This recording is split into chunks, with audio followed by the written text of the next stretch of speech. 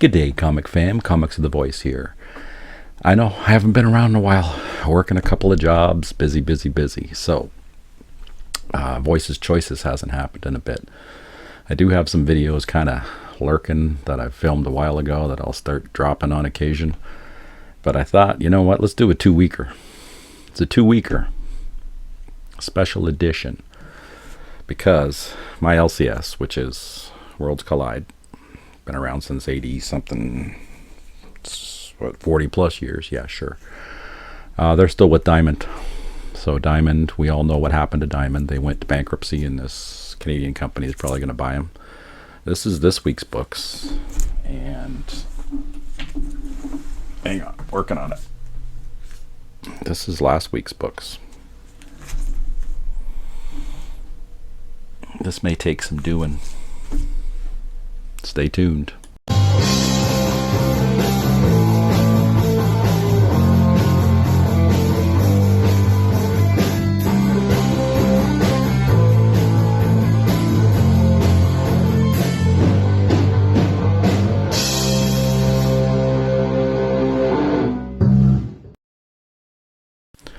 All right, so I was on Anachronic Comics show on Friday doing the espresso mail call, and Joe asked me, he goes, how many rounds can you do, Steve? And I said, I don't know, 1, 2, 3, 4, about 6. Ended up just doing a couple of the, the Wonder Woman, my $2 picks from Captive Audience Comics, and I showed off some of the stuff that I got at a local con. It was an Oshawa con, very tiny. It was like 3 vendors of comic books, and got a bunch of cool fighting. No G on the end of it. No fighting. Navy, Army, Marines, all that stuff. But, probably overpaid. They're really rough shape. But, oh well. I'm trying to support local people, right? So let's see what we got for this week. This one is actually an old one. It's from several weeks ago. My LCS never got the books. I was going to get them from my comic shop. But I decided to wait. And then he got me the B cover, which is this cover, black and white. So I had it as a placeholder to read. And then when I went in there the other day, I noticed that he had a whole bunch of these up on the shelf. Color. This is the A cover for G.I. Joe number 311. So we're caught up now. G.I. Joe numero 3. Is it 3? Yeah, 3. I'm actually enjoying it. It's pretty good. It's Joshua Williamson doing this one. Yes, that is the Baroness, and yes, she is part of the G.I. Joe team, so, no spoilers anymore, but we got a new character, this guy here, who's called Risk. So I guess he's a project management specialist, specializing in risk, because companies pay big money for risk analysis. So he's figuring out all the risks, and Duke's not happy about it, so the two of them are vigorously discussing their differences. Stalker's going to come in and just frickin' get them both. DC, New Gods, okay. I've read the first one. I haven't read this one yet, so the first one was pretty decent. I'm happy with it. They're going to have a new character. It's going to be probably Scott Young, or Scott Young, Scott Free, and Barda. It's going to be their kid, so this will be interesting. And Orion has been sent to kill that kid. I don't know if it's their kid or it's another kid. Now I got to try to remember. I read it last couple of weeks ago. Issue 1. Was it last week? Hang on, we're searching.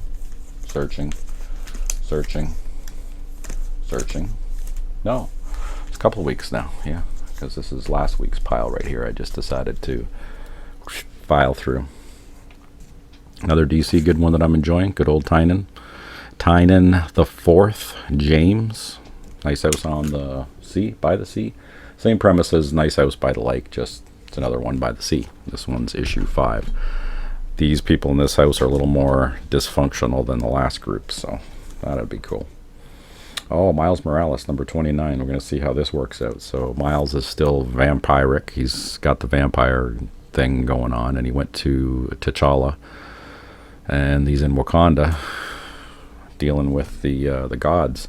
And then the gods, they find out that Miles has been spoken for. So there is a spider god, and that spider god has claimed Miles as his. So the other Wakanda god's a little pissed that T'Challa brought him, and he's already affiliated. So it's like, why are you bringing me to this guy when he's already got a god that can sort himself out? So we're going to find out. And Miles, of course, had no idea he was affiliated with a different god.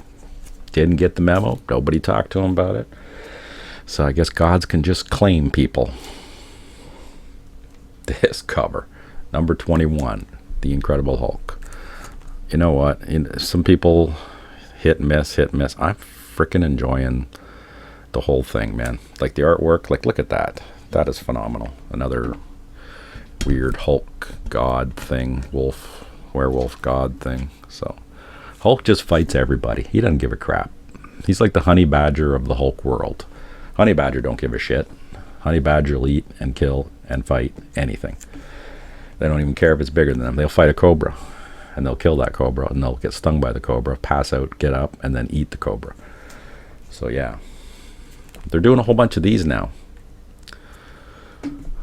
Galactus, what if he transformed the Hulk? What if he transformed Moon Knight? What if he transformed Wolverine? What if he transformed Gambit? What if he transformed a rat? I don't know. He's transforming everybody. Anybody can step up. The voice could be transformed into cosmic. I'll be a surfer, sure. No problem. Enjoyed the first one of this one. So Laura Kinney, she's doing her thing. They got the Women of Marvel now going on, right? So we've got the woman Daredevil, Elektra, and then we've got Laura Kinney, Wolverine. So the gender roles are changing. I'm sure this is a hot book. I'm sure it's selling for like $3 billion on the secondary market now, along with the thousands of frickin' variants. I just grabbed the 8 cover because I'm enjoying these Ultimate series, but I'm not going to go to town on variants anymore. I did that when I got back into comics. I learned my lesson because the wallet can be depleted pretty damn quick, and you could get some other books, like, save up for the cons and stuff. Yeah, so that is my stack, and this is the freebies that I picked up. Yeah, I bagged and boarded them all. I wasn't impressed with the first one, but for free, I'll grab the second one, see if it improves at all. Don't know. Just the first one was lackluster, boring. We talked about her, Daredevil, Woman Without Fear. Never bothered to grab up the series. Now I've got number 1, the variant, and issue 2. So, yeah. So free, I'll take free all day long. This one I wasn't impressed with the first one either, but I got Crocodile Black issue 4. I don't know if I have 2 and 3. I gotta dig. But, excuse me, I'll take 4 and 5 for free.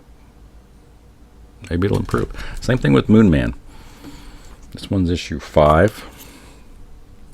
Yes, I picked up issue 1 of this, and I might have a few others, but I don't know.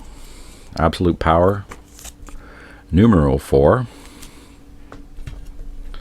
Sure, I'll take it for free. Scarlet, number 4. Let's see a cover. Yeah, I see a cover. That was a good series.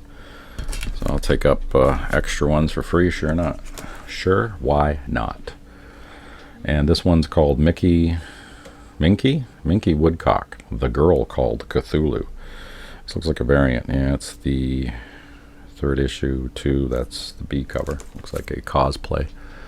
Never picked this one up, so for free we'll check it out, see if it's any good. Might sneak back and find the other issues. Alright, so that's my stack for this week. Okay, so I don't even know what I'm going to call this episode. Voices, Choices, Special from whenever.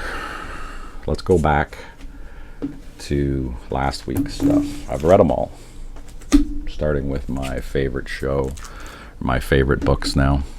Anything Ghost Machine, I'm all in. Ghost Machine. So we got Geiger. We got Junkyard Joe is showing up in the Geiger world now because they've got this whole timeline going on. If you ever read these books in the middle, they have this whole timeline. They got Redcoat, Hyde Street, Hornsby and Halo, the Rockefellers, Geiger. Am I missing anybody? And Junkyard Joe. So they're just building this now, Rook Exodus. So they got all of these different things that are going on. They got a timeline. This unknown war happened, and then this is all the apocalyptic stuff afterwards. And Junkyard Joe kind of goes through the whole thing. So does Redcoat, because the guy's immortal. It's pretty neat how they're tying stuff together in this one. So Image books, man. So, you know, anytime new Image #1s come up, I'll check it out. Like this one, The Lucky Devils. Pretty funny story. So these devils are, like every human being apparently is paired with a devil, and these little devils have two jobs: either screw you up royally, to corrupt you, or make you incredibly filthy rich and important. So there's a hierarchy in this whole deviling thing, and if they, you know, these guys to, you know, get out of their shitty position and move up the ladders, I guess, they have to be either successful in one of the two endeavors, and most of the time they're never that way. So these two decided to appear to their humans and show up and say, hey, look, we're devils, and this is what we've done to you. And they, of course, humans freaked out. They want to make a deal with them and said, you know what, since you guys aren't following the program, you're not being corrupt, you're good people, let's make you incredibly successful. So that's what these two are going to do now. They want to get out of their position, and they want their humans to be successful, so then these two can move up the ladder. Kind of wild. When I lay my vengeance upon thee. Boom. So this is essentially exorcists. So we got this dude here, Samuel L. Jackson guy, you know, when I lay my vengeance on. That's why I grabbed the book in the first place. I started thinking of Pulp Fiction, when Samuel L. Jackson was doing his speech and he'd blow somebody away. He'd say that little thing, when I lay my vengeance upon thee. So I grabbed it. And it turns out it's not a bad book. It's not a bad read. We got one priest here who's a child murderer, drowned this kid when he was doing a blessing of the child to baptize them. They put them in the water, and he fucking drowned the kid. So he's been paired with this guy to be an exorcist now, to try and take demons and crap out of people. So, and this guy's got unorthodox ways of doing his work. So, all right, we'll see where it goes. Kill all immortals. Apparently there's more than one faction of immortals now. So we got these Vikings that have been around since the Viking days. Found some kind of thing, fell from space, made them immortal. It's like this tree. The whole family's been fighting for centuries, thousands of years. The daughter's pissed, and she doesn't want them to be immortal anymore, so she chopped that fucking tree to the ground. So now apparently they're mortal. But there's other factions. There was someone in Japan or somebody who's got a tree too, and they felt the tree and they went, oh, the other guys are mortal now, let's go get them. So this ought to be interesting to see what's going to happen here. So I thought this was just going to be a short story, but I guess it's going to be an ongoing now. So now we don't know if these Viking people are immortal. Dad's pissed, kids took off, and we'll see what happens. Nyx, NYX. I'm enjoying this one. This is pretty good. We got the mutants, follow the mutants, and all these mutants are showing up in New York. We got Laura Kenny there, and all the original crew from the old NYX. In the last issue, Caden, I think her name was Caden, the one that can stop time. She showed up in this one, and a couple of them are hanging out and, you know, talking about old times. So this is going back again here. What if Galactus transformed Gambit? I think that, yeah, this is a variant cover. So he didn't have any 8 covers left. But you know what? I kind of dig this variant cover. Not a bad story. So Gambit turned into a surfer, I guess. We got all new Venom. It's the whole mystery of who the hell this new Venom is. There's like 4 or 5 suspects in each issue so far. They're ruling out different people that could possibly be this new Venom. It's not Dylan. It's not Eddie. So who is it? Imagine they'll eventually show up. My Beloved Transformers number 16. Great issue. That's all I got to say about this whole. So we got the Ghost Machine, and then we've got the Energon universe now with the Transformers, G.I. Joe, that whole thing. And I'm just loving it. It's like the 80s all over again. And it's like the 50s all over again, because we got Oni Press putting out all this EC goodness. So now this is the newest of their line called Cruel Kingdom Sorcery, issue number 1. This is the B cover I didn't go all in on this one. I just got the A and B cover. But you know what? The stories weren't bad in this one. I enjoyed it. Dope. Dope. Read them, brother. Tell me what you think. I didn't think they were too bad. You know what? I'm digging this. So I know they put different writers. There's about 3 different stories, 3 stories in here, if I remember. This is a couple of weeks ago now that I read these. That's the A cover. But I gotta say, paper quality, artwork, and the story. Let her rip, baby. And then, of course, you know, Hornsby and Halo, Ghost Machine again.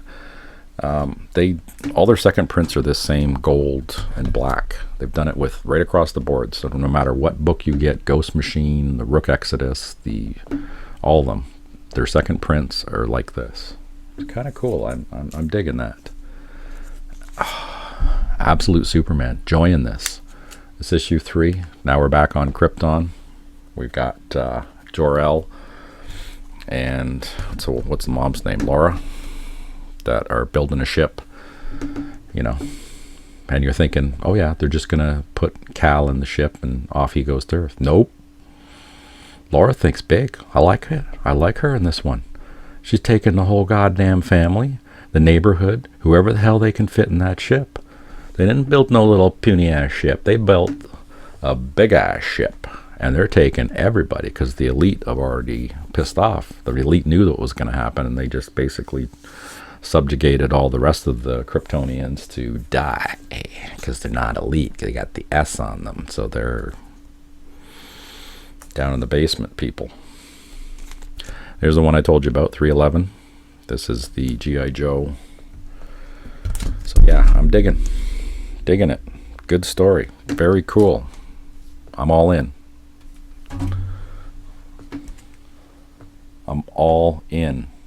Pardon the pun. Speaking of all in, Absolute Batman. Another one I'm digging. Pretty cool character, man. This one was a little more boring because they're doing more of a backstory, origin, kind of explaining who Bruce is and all that good stuff.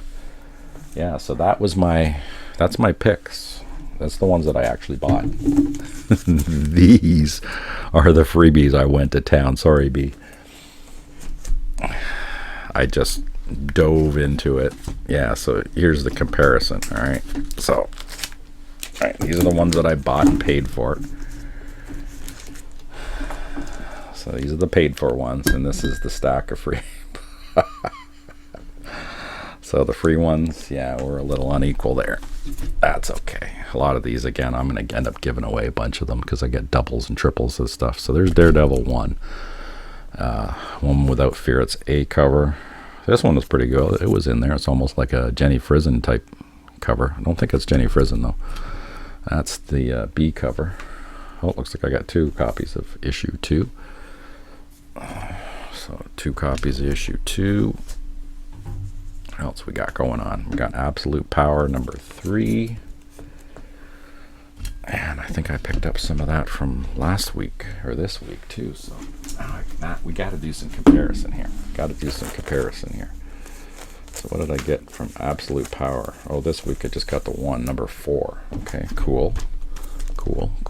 So that's 2 or 3. Is that one number 3? All right. Okay, so we got Absolute 3. I got Absolute 4 and Absolute 2. So I think I got number 1 already. So I don't know if it's just 4 issues or it went on, but anyway, free. So I'll take it. I'm gonna put those together now. Absolute Power Origins 2 of 3. So maybe 1 and 2 or 1 and 3 will show up. I don't know. So that's my other pile. And then I got some Sweetie Candy Vigilante Volume 2 Issue 3. Look at that. It's like those psychedelic blacklight color blacklight posters. It's issue 4. Issue 1.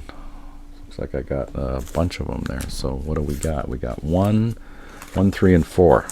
Okay, so I'll put those ones together after I leave that one there. So let's 3 and 4, so I need number 2 of that one. But for free, we'll take it. Got some Department of Truth action.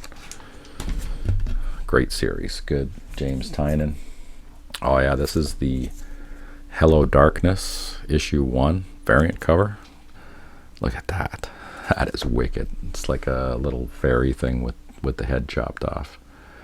It looks like it's still attached by some stuff, but that's pretty gruesome and cool. Oh, another one of the Moon Men. Saw that earlier. We got Precious Metal number 4. Got Plastic Death and Dolls issue 4. Now these are all the freebies. Profane Boom Studios number 3. We got issue 2. Know nothing about these ones. Looked interesting. Free. Oh, this is the final. Oh God, what issue is this? Number 30. Yeah, this is issue 30, part 10.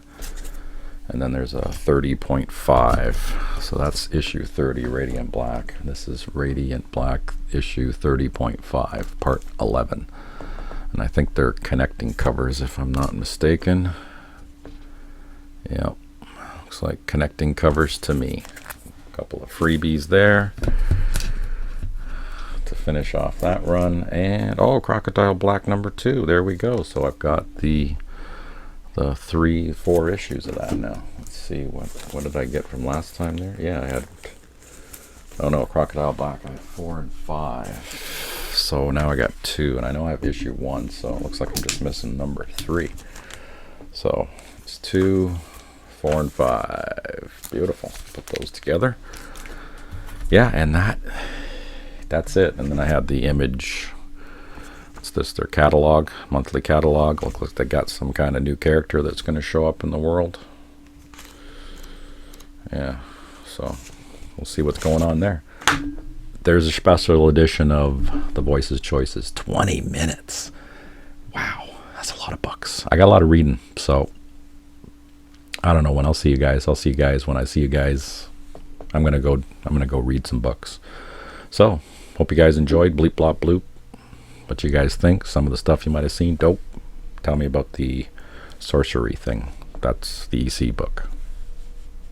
Talk to your brothers and sisters. We'll see you on the next one. Take care.